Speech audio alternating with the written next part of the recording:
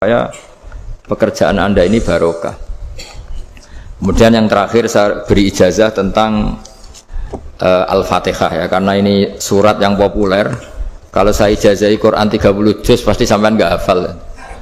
Atau ijazah surat Baqarah. Kalau mau Baqarah mau.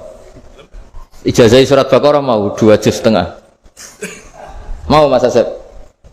Ya Fatihah aja yang gampang ya. Nah, ya kulhu Fatihah ini paket ringan ini. Tapi pahalanya apa? Besar. Ini beda ya, artinya selama ini mungkin Anda baca tapi monoton ya. Tapi ini saya bacakan teks aslinya tentang istilahnya itu mazaya itu kelebihannya Fatihah. Saya baca Arabnya dulu, nanti ini terakhir ijazah. Tadi kan saran-saran umum tentang sosial. Ya, pokoknya jadikan kebaikan itu punya nilai sosial yang baik lah. Jadi nanti orang yang nggak amanah nggak laku. Ya, calon bupati, gubernur, presiden yang nggak amanah juga nggak laku. Begitu juga kiai yang tidak amanah juga nggak laku. Suami yang nggak amanah juga nggak laku. Istri yang nggak amanah juga. Sehingga kebaikan ini jadi nilai sosial yang dalam tanda kutip sudah keniscayaan ya. Yang diinginkan Allah itu seperti itu. Bukan kebaikan yang dipaksakan karena kekuatan negara. Maksudnya kalau bisa kebaikan itu tidak usah dipaksakan. Memang sudah satu kebutuhan. Tak cerita-cerita di negara maju itu. Bahkan apapun jatuh itu nggak ada yang ngambil apa itu. Makanya gambarannya Mekah Medina kan gitu kan. Barang jatuh nggak ada yang berani apa ngambil, itu saking sudah jadi sistem. Sehingga banyak negara di Eropa itu yang sampai nggak punya tentara, nggak punya polisi karena kebaikan sudah. Nah kita kan masih capek, polisinya aja capek apalagi masyarakatnya, karena ya kebaikan itu belum jadi nilai bersama. Nah, kita selain ditopang negara, ada polisi, ada tentara, itu kita usahakan kebaikan itu jadi nilai bersama. Tadi wa'tamiru bainakum bima'ruf. Dan kita punya reputasi yang bagus dalam bab ini. Saya masih ingat kecil saya itu yang jilbaban hanya keluarga kiai. Sekarang rata-rata masyarakat itu jilbaban. Dulu yang sekolah SMP, SMA itu jilbaban kadang dulu malah dilarang ya, harus sama seperti itu seragamnya. Sekarang sudah boleh. Dan nyaman. Lama-lama yang dapat simpatik ya yang pakai pakaian model tertutup seperti itu. Lama-lama gampangane cara wong golek mantu ya golek yang seperti itu daripada yang blodor. Lama-lama jadi nilai bersama. Ya ingin saya seperti itulah. Di terminal juga sama. Orang mau makan cari warung yang kelihatan ada ayat kursinya, pakai jilbab, atau paling enggak dia enggak mungkin lah nyuguhkan yang tiren atau yang haram. Akan ada garansi sosial. Ada apa? Ada garansi apa? Sosial. Dengan penampilan yang soleh itu kan masa iya nyuguhkan oplosan babi itu misalnya itu. Jadi nilai sosial itu harus benar-benar jadi nilai sehingga negara biar gak capek-capek. Polisi juga gak capek kan karena tugasnya corong Jawa mau ngawat-ngawati tok, tapi sudah tidak perlu tegang karena kebaikan sudah jadi nilai bersama. Ingat-ingat ya ayatnya tadi wa'tamiru bainakum bima'ruf. Jadi kebaikan itu harus jadi nilai bersama. Iktimar itu menjadi urusan bersama. Makanya kalau kita rapat besar disebut apa? Muktamar. Muktamar itu urusan bersama. Ya tadi imamnya sholat juga menopang Gojek karena enggak lama-lama nopang Grab, nopang Kernet, nopang penjaga Indomaret, penjaga bensin, pom bensin. Lah dia hanya punya waktu 5 menit terus imamnya baca Baqarah kan. Iya imamnya mursyid, mungkin dia tambah lama tambah dapat aplaus dari muhibbinnya, tapi makmumnya dia tambah lama tambah dapat penghormatan dari pecintanya, tapi kitanya wah khusyuk wali kan, dia dapat status naik lah. Kita yang sudah tidak ikut jadi wali diganggu apa pekerjaannya. Kalau ada imam seperti itu sampai mufaroqah saja, niat ya Allah sampai sini saja saya makmum orang itu, silakan orang itu punya urusan sendiri dengan jenengan, ya sudah, atau salib saja apa. Nah, itu boleh kalau dalam fikih namanya apa? Mufaroqah. Mufaroqah itu niat. Tapi kamu jangan langsung selonong mufaroqah, niat dulu. Pamit sama Allah bahwa sekarang mau mufaroqah. Tapi ya jadi sholat yang aneh kan, imamnya masih rukuk, kamu terus sujud, terus apa-apa selesai ya. Mungkin dalam pandangan itu orang lain ini maksudnya makmum gimana ini kok begini. Tapi sudahlah Allah Maha tahu. Insya Allah dimaklumi. Ya saya baca tentang Fatihah ya, karena sampean pasti sering baca Fatihah.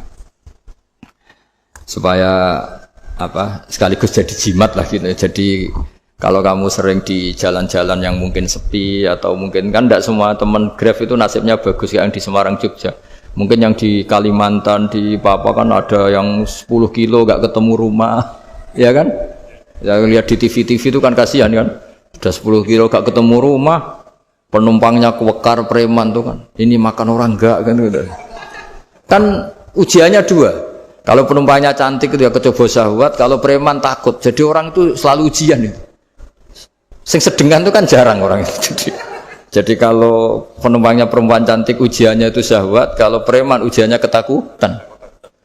Kalau orang yang lemah bawa uang ujiannya kamu ingin garong. Jadi hidup itu memang semuanya ujian. Liyabluwakum ayyukum ahsanu amala. Makanya saya sering ditanya oleh teman-teman, Gus, nah ujiannya kenal wong wedok elek piye sama? Kenal wong ayu ujiannya syahwat, kenal wong elek ujiannya ngenyek, itu sama-sama dosa. Syahwat ya dosa, ngenyek juga dosa. Welek keriting untune metu ya dosa ngomong gitu. Kadang-kadang orang berpikir enak kancanan wong elek gak dosa. Kata siapa kancanan wong elek itu ya dosa karena bawaannya ngenyek. Ngenyek itu menyepelekan itu. Makanya saya itu ya gak mau berteman sampean. Nanti kan bawaannya ngenyek atau seneng ya tidak tahu. Ya sudah ada takdir saja kalau ketemu ya tak ulang ngaji gitu. Tapi ini ngaji terakhir, setelah ini ngaji biasa aja, tidak usah resmi gini. Ngaji kok resmi aneh. Pokoknya nanti suatu saat kalau pandemi sudah berlalu saya akan ngaji Rebonan, ini ngaji. Ini ngaji yang kurang bagus karena ngatur kiai kurang berkah ini. Nanti tapi ya lumayan lah masih mau ngaji. Ngaji kok tanggal ini jam ini. Sekarang suatu saat kamu tak panggil, Mas Wahyu datang ke sini jam ini tidak mesti bisa. Mungkin pas ada acara apa, oh, maaf ke sini pas ngecek pas apa. Jadi ya sudah tapi tak maafkan enggak apa-apa. Takdir ya. Tak bacakan supaya sampean tahu keramatnya bismillah. Nah, sebelum saya bacakan bismillah Fatihah tak beritahu tentang ilmu tafsirnya karena ini penting sekali. Fatihah itu dawuhnya Allah, tentu itu dawuhnya Allah. Saya ulang lagi itu kalam Allah. Tapi yang sudah diberikan kesampaian ke kita semua. Sehingga seakan-akan itu menjadi dawuhnya kita ke Allah. Jangan salah loh ya. Fatihah itu dawuh Allah tapi sudah diberikan ke kita. Sehingga posisi kita itu yang punya itu. Nah kenapa ini perlu dijelaskan? Karena nanti ada kalimat iyyaka na'budu wa iyyaka nasta'in. Kalau itu masih kalam Allah, berarti Allah ngomong ke kamu, ngendikan ke kamu, kepadamu aku menyembah. Masa Allah menyembah kamu? Nah sehingga ilmu tafsir itu menyelesaikan itu dulu ya. Saya ulang lagi ya, sebelum sampean sering baca Fatihah, aku yakin ya sering baca. Tapi barokahnya tidak paham itu tidak pernah janggal. Enggak paham itu ya penting supaya ada iskal, enggak janggal. Sebetulnya di kalimat itu ada yang janggal. Kalau Fatihah itu kalimatnya Allah atau kalam Allah, bagaimana dengan kata-kata iyyaka na'budu? Masa Allah ngendikan ke kita, kepadamu kami menyembah. Masa Allah menyembah kita?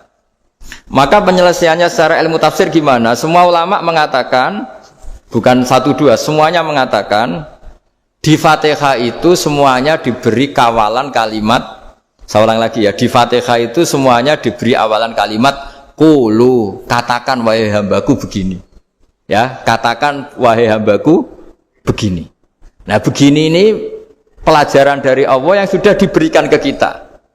Terus kita mengatakan bismillahirrahmanirrahim, alhamdulillahirabbil, termasuk kita mengatakan iyyaka na'budu wa iyyaka nasta'in. Jangan bayangkan Allah ngendikan ke kita. Kalau Allah ngendikan kita berarti gini, hei Wahyu, ihdinas siratal mustaqim, tunjukkan saya jalan yang benar. Nah nanti kamu terus, ya Allah, Anda aja minta tolong saya minta tolong siapa kan? Jadi panjang kan? Ya, saya ulang lagi ya. Jadi itu di Ulumul Quran diterangkan gimana? Sebelum baca Fatihah, ya. Fatihah itu kalamullah, ngendikane Allah, tapi yang sudah diajarkan ke kita dan sudah milik kita, sehingga kalimat itu menjadi milik kita. Tapi ya kalamullah, tetap kalamullah, tapi sudah menjadi milik kita. Udah paham ya? Ya pinter nah. Ya, karena kalau tanpa penjelasan seperti ini Anda akan iskal. Bagaimana Allah iskal itu janggal, bagaimana Allah mengatakan iya anak budu. Kan jadi aneh ya? Ya, jadi tak jelaskan secara ilmiah ya. Jadi kata ulama-ulama tafsir, ayat-ayat Quran seperti ini sebetulnya dimulai dari qulu apa? Meskipun enggak dilafatkan. Itu kan sama dengan qul huwallahu ahad Muhammad. Katakan kalau Tuhan itu satu. Ya namanya Quran itu kan kalam Allah membina nabinya, membina umatnya. Makanya dikatakan atau enggak, di sini tersembunyi kata qulu, katakan. Ya. Jadi ya ibarat apa itu? Kamu ngajari anak kamu lah. Le, panggil jenengan bapak kula. Itu maksudnya anak itu, kalimat itu kalimat kamu, tapi kamu ajarkan ke anak kamu. Terus anak kamu bilang, Pak jenengan bapak kulo. Nah, ketika kamu mengatakan jenengan, bukan kamu mengatakan jenengan anakku, berarti anakmu itu bapakmu, kan lucu kan? Anak kamu ajari jenengan bapak kulo. Kamu, engkau bapak saya. Terus anak kamu mengulang jenengan atau kamu bapak saya. Berarti itu kalimat yang kamu ajarkan, tapi sekarang sudah milik anak kamu. Kalau itu kalimat kamu kan lucu. Masa anak kamu bilang bapak? Nah itu seperti itu. Jadi ulama memberi solusi atau jawaban iya karena abudu. Iya itu sebelumnya ada kata-kata qulu. Katakan wahai hambaku, hubungan kamu dengan saya adalah katakan iya karena abudu wa iya karena nasta'in. Terus hubungan kamu dengan saya katakan juga dalam doamu ihdinas siratal mustaqim. Jelas ya, jadi itu kalam Allah yang sudah milik kita karena diajarkan Allah untuk kita. Dong ya? Ya dong, gak jelas ya. Tapi bagus, gak jelas itu bagus. Kalau kamu jelas gak jadi dikrem, jadi gubernur.